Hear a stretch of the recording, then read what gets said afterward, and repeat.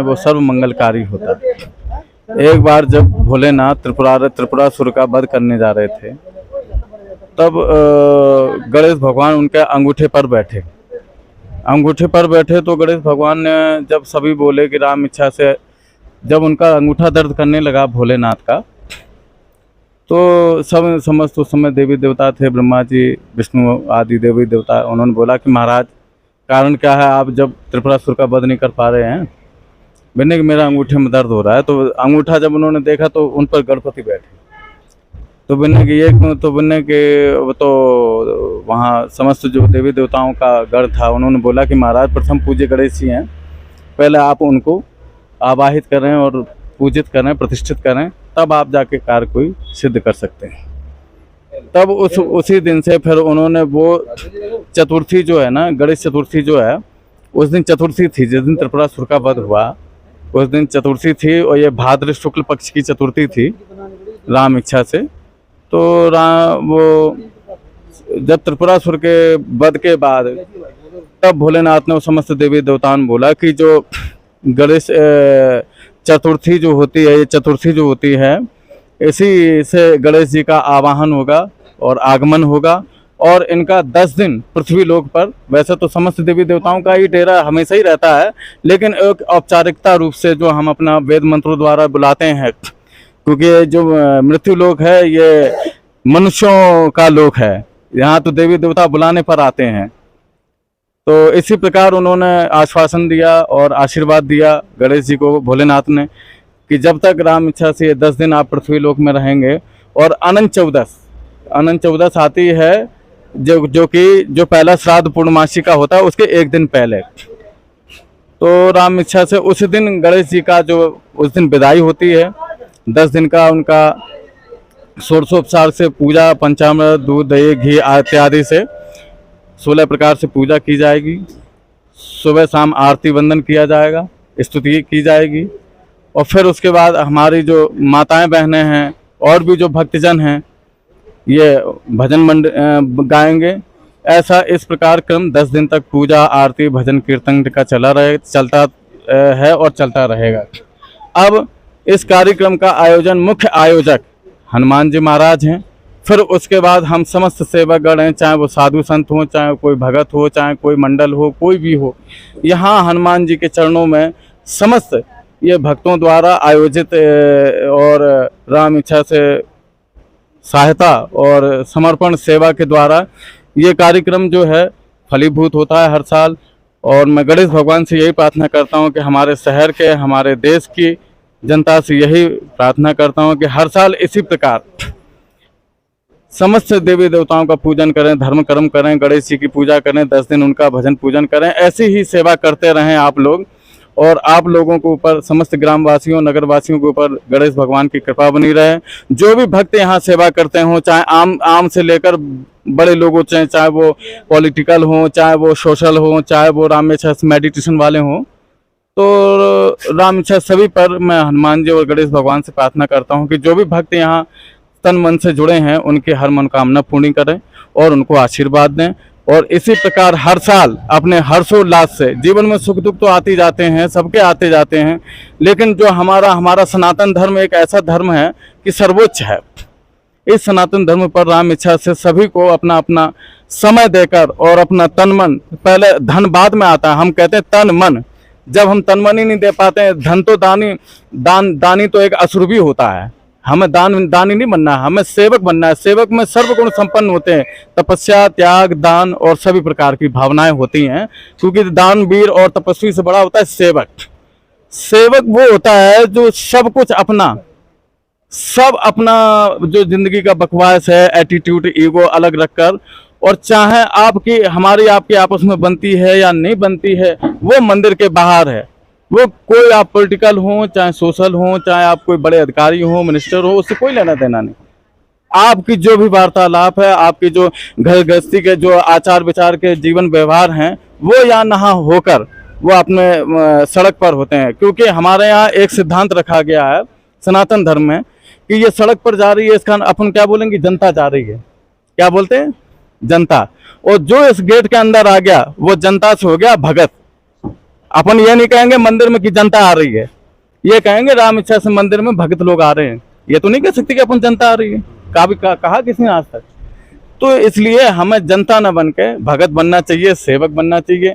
इसी प्रकार अगर हम लगे रहें तो राम इच्छा से समस्त देवी देवताओं का आशीर्वाद मिलता रहेगा। और यहाँ समस्त सबने भक्तों ने अपना अपना योगदान हर प्रकार से किसी न किसी रूप में देकर इस कार्यक्रम को सुशोभित किया है राम इच्छा से। और उनसे मैं यही प्रार्थना करूंगा राम इच्छा से, हनुमान जी से, गणेश भगवान से कि उनको सद्बुद्धि दे और उनकी हर इच्छा मन पूर्ण पूरी करें। इसी प्रकार जय गणेश। महाराज मैं एक बात और जानना चाहूंगा, गणपति उत्सव का आगाज हुआ है तो थोड़ा विसर्जन की रूपरेखा बताइए। विसर्जन कब होगा, कितनी तारीख को होगा, क्या समय रहेगा? देखो, विसर्जन का तो ऐसा है कि विसर्जन तो मनुष्यों का होता है, वस्तुओं का होता है। देवी देवताओं का तो विसर्जन तो कभी आज तक सुना ही नहीं। हाँ, हम इसको एक रूप जरूर दे सकते हैं कि विदाई। हम इनकी जब विदाई करते हैं तो हमें, एक बार हम यज्ञ में गए थे, वहाँ यज्ञ हो रही थी, तो एक सज्जन थे पंडित जी, ऐसी वार्तालाप चल रहा था। तो बोलने की देखो आज मुझे अच्छा नहीं लग रहा कि कल देवी देवताओं की विदाई हो जाएगी। और तो हमने कि इसमें अच्छा लगने वाली बात क्या, इतने दिन देवी देवताओं ने इतनी कृपा करी हम पर, सब प्रकार की अनुकंपा बरसाई है। तो बोलने की अच्छा नहीं लग रहा, तो हमने कि हमारी विदाई में उनकी विदाई में अंतर होता है। हमारी विदाई में ये भावुकताएं होती हैं, रोना पिटना। हमने दैविक विदाई में तो हर्षोल्लास से विदाई करना चाहिए। जिस प्रकार से हमने आवाहित किए हैं उसी प्रकार से विदाई भी, क्योंकि हर प्रकार जो भी देवता आते हैं उस प्रकार उस दिन वो लोग, उनका जो धाम है वो खाली रहता है। तो वो भी जरूरी है। जब कोई अपना भी कार्यालय, अपना कार्यालय बनाते हैं, चाहे वो दफ्तर हो चाहे किस, जब उस कार्यालय में कार्याधिकारी नहीं बैठेगा तो वो कार्यालय खाली है ना, चाहे भले उसके अति उसमें अंतर्गत कोई भी काम करता हो।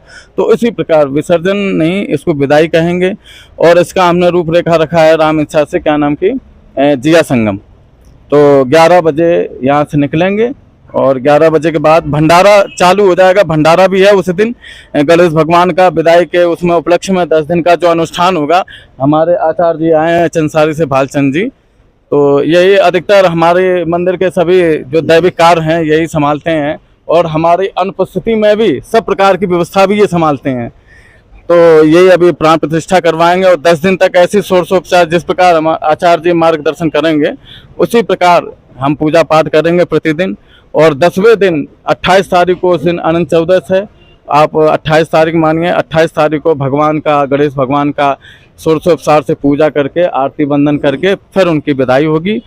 नमस्कार, मैं हूं अजय डिम्पा और आप सभी लोग जानते हैं कि हिमाचल प्रदेश में जो है गणपति उत्सव का आगाज हो चुका है। गणपति का आगाज जो है धूमधाम से हिमाचल प्रदेश में मनाया जा रहा है। आज मैं हिमाचल प्रदेश के कुल्लू में हूं। मैं कुल्लू के हनुमान मंदिर में आया हूं, जहां लगातार जो है 6वीं साल जो है गणपति उत्सव का आगाज हो रहा है।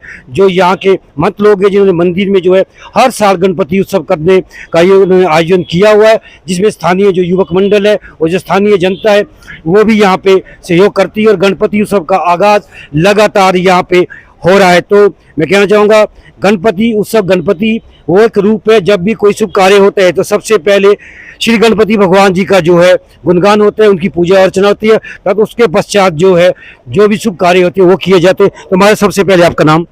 मेरा नाम सीताराम दास, मैं हिमाचल प्रदेश विश्व अखाड़ा परिषद का प्रभारी और अयोध्या से, बड़ी छावनी से संबंधित हूँ।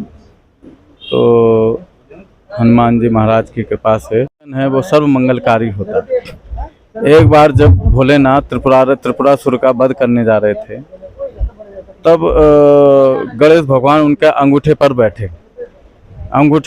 तो गणेश भगवान ने जब सभी बोले कि राम इच्छा से, जब उनका अंगूठा दर्द करने लगा भोलेनाथ का, तो सब समस्त उस समय देवी देवता थे, ब्रह्मा जी, विष्णु आदि देवी देवता। उन्होंने बोला कि महाराज कारण क्या है, आप जब त्रिपुरासुर का वध नहीं कर पा रहे हैं?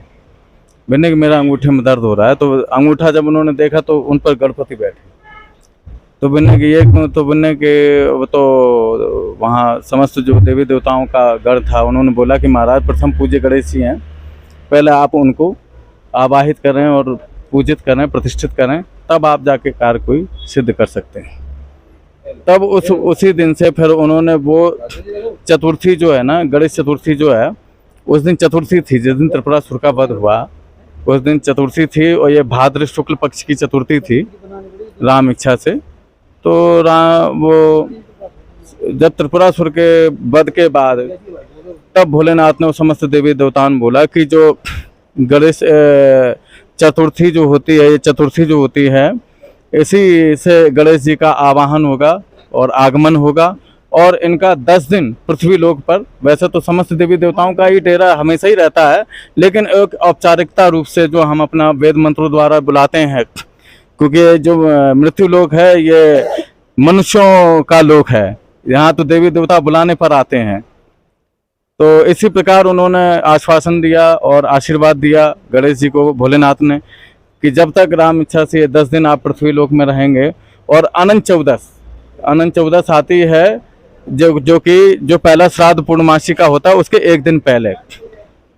तो राम इच्छा से उस दिन गणेश जी का जो उस दिन विदाई होती है, 10 दिन का उनका षोडशोपचार से पूजा, पंचामृत, दूध, दही, घी इत्यादि से 16 प्रकार से पूजा की जाएगी। सुबह शाम आरती वंदन किया जाएगा, स्तुति की जाएगी। और फिर उसके बाद हमारी जो माताएं बहनें हैं और भी जो भक्तजन हैं ये भजन गाएंगे। ऐसा इस प्रकार क्रम 10 दिन तक पूजा, आरती, भजन, कीर्तन का चलता है और चलता रहेगा। अब इस कार्यक्रम का आयोजन मुख्य आयोजक हनुमान जी महाराज हैं।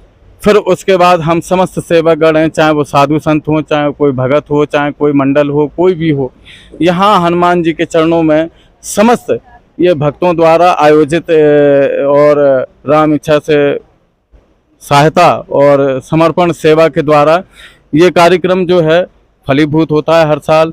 और मैं गणेश भगवान से यही प्रार्थना करता हूँ कि हमारे शहर के, हमारे देश की जनता से यही प्रार्थना करता हूँ कि हर साल इसी प्रकार समस्त देवी देवताओं का पूजन करें, धर्म कर्म करें, गणेश जी की पूजा करें, 10 दिन उनका भजन पूजन करें। ऐसी ही सेवा करते रहें आप लोग, और आप लोगों के ऊपर, समस्त ग्रामवासियों, नगरवासियों के ऊपर गणेश भगवान की कृपा बनी रहे। जो भी भक्त यहाँ सेवा करते हों, चाहे आम से लेकर बड़े लोगों, चाहे वो पॉलिटिकल हों, चाहे वो सोशल हों, चाहे वो राम इच्छा मेडिटेशन वाले हों, तो राम इच्छा सभी पर मैं हनुमान जी और गणेश भगवान से प्रार्थना करता हूँ कि जो भी भक्त यहाँ तन मन से जुड़े हैं उनकी हर मनोकामना पूर्ण करें और उनको आशीर्वाद दें। और इसी प्रकार हर साल अपने हर्षोल्लास से, जीवन में सुख दुख तो आते जाते हैं, सबके आते जाते हैं, लेकिन जो हमारा सनातन धर्म एक ऐसा धर्म है कि सर्वोच्च है। इस सनातन धर्म पर राम इच्छा से सभी को अपना अपना समय देकर और अपना तन मन, पहले धन बाद में आता है, हम कहते हैं तन मन। जब हम तन मन ही नहीं दे पाते हैं, धन तो दानी तो एक असुर भी होता है। हमें दानी नहीं बनना है, हमें सेवक बनना है। सेवक में सर्वगुण संपन्न होते हैं, तपस्या, त्याग, दान और सभी प्रकार की भावनाएं होती हैं, क्योंकि दानवीर और तपस्वी से बड़ा होता है सेवक। सेवक वो होता है जो सब कुछ सब अपना जो जिंदगी का बकवास है, एटीट्यूड, ईगो अलग रखकर, और चाहे हमारी आपकी आपस में बनती है या नहीं बनती है, वो मंदिर के बाहर है। वो कोई आप पॉलिटिकल हो, चाहे सोशल हो, चाहे आप कोई बड़े अधिकारी हो, मिनिस्टर हो, उससे कोई लेना देना नहीं। आपकी जो भी वार्तालाप है, आपकी जो घर गृहस्थी के जो आचार विचार के जीवन व्यवहार हैं, वो यहाँ नहा होकर वो अपने सड़क पर होते हैं। क्योंकि हमारे यहाँ एक सिद्धांत रखा गया है सनातन धर्म में कि ये सड़क पर जा रही है, इसका अपन क्या बोलेंगे, जनता जा रही है। क्या बोलते हैं? जनता। और जो इस गेट के अंदर आ गया वो जनता से हो गया भगत। अपन ये नहीं कहेंगे मंदिर में कि जनता आ रही है, ये कहेंगे राम इच्छा से मंदिर में भगत लोग आ रहे हैं। ये तो नहीं कह सकते कि अपन जनता आ रही है, कहा किसने आज तक। तो इसलिए हमें जनता न बन के भगत बनना चाहिए, सेवक बनना चाहिए। इसी प्रकार अगर हम लगे रहें तो राम इच्छा से समस्त देवी देवताओं का आशीर्वाद मिलता रहेगा। और यहाँ समस्त सबने भक्तों ने अपना अपना योगदान हर प्रकार से किसी न किसी रूप में देकर इस कार्यक्रम को सुशोभित किया है राम इच्छा से। और उनसे मैं यही प्रार्थना करूंगा राम इच्छा से, हनुमान जी से, गणेश भगवान से कि उनको सद्बुद्धि दे और उनकी हर इच्छा मन पूर्ण पूरी करें। इसी प्रकार जय गणेश। महाराज मैं एक बात और जानना चाहूँगा, गणपति उत्सव का आगाज हुआ है तो थोड़ा विसर्जन की रूपरेखा बताइए। विसर्जन कब होगा, कितनी तारीख को होगा, क्या समय रहेगा? देखो, विसर्जन का तो ऐसा है कि विसर्जन तो मनुष्यों का होता है, वस्तुओं का होता है। देवी देवताओं का तो विसर्जन तो कभी आज तक सुना ही नहीं। हाँ, हम इसको एक रूप जरूर दे सकते हैं कि विदाई।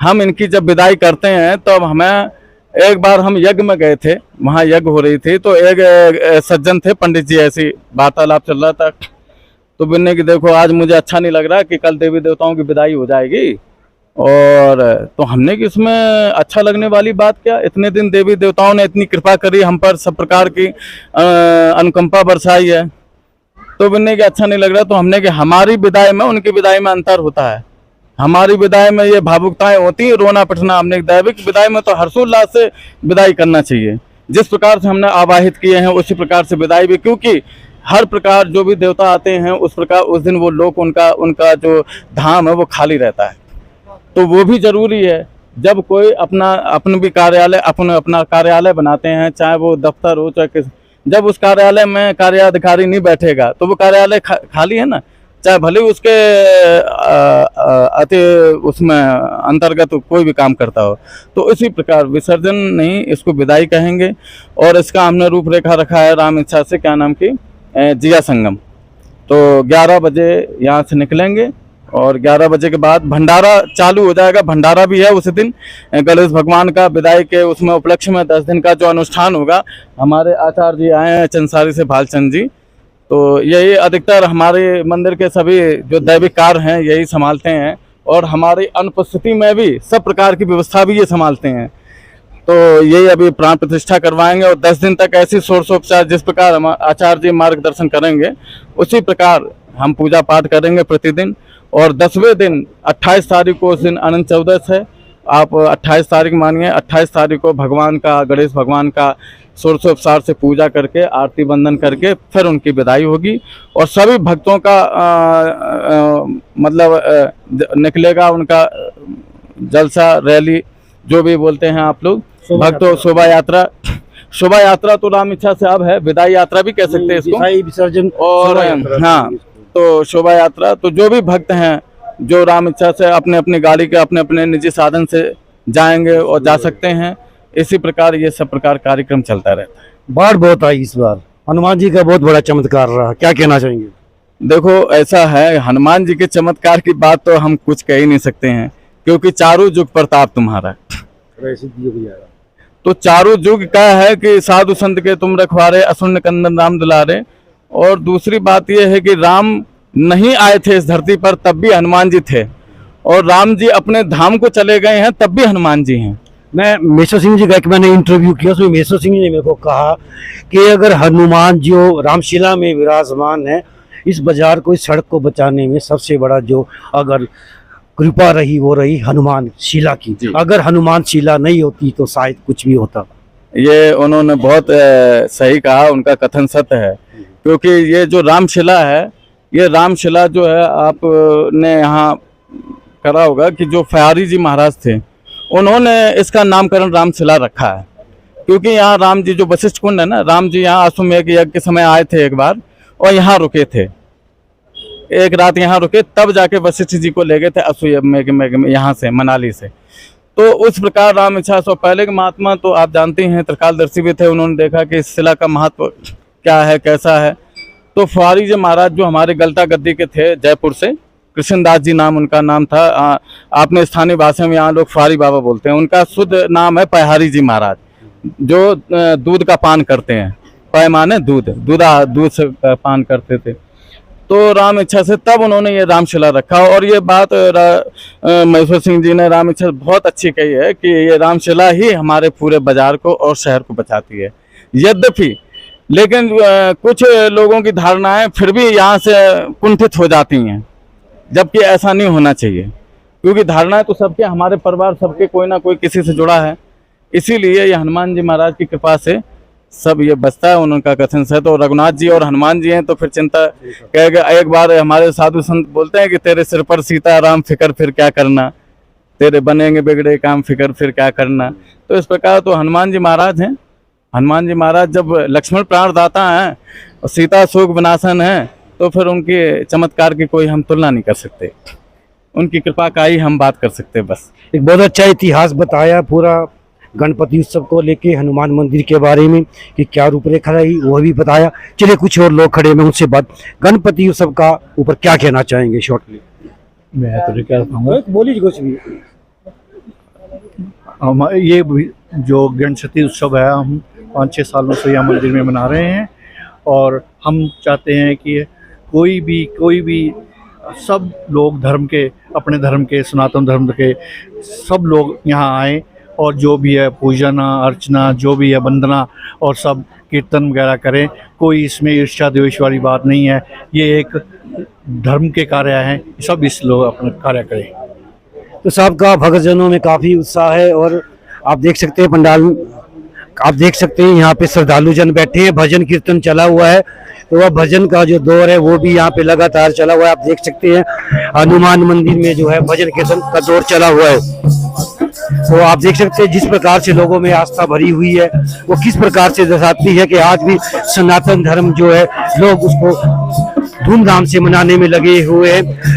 अजय डिम्पा, हिमाचल प्रदेश, कुल्लू।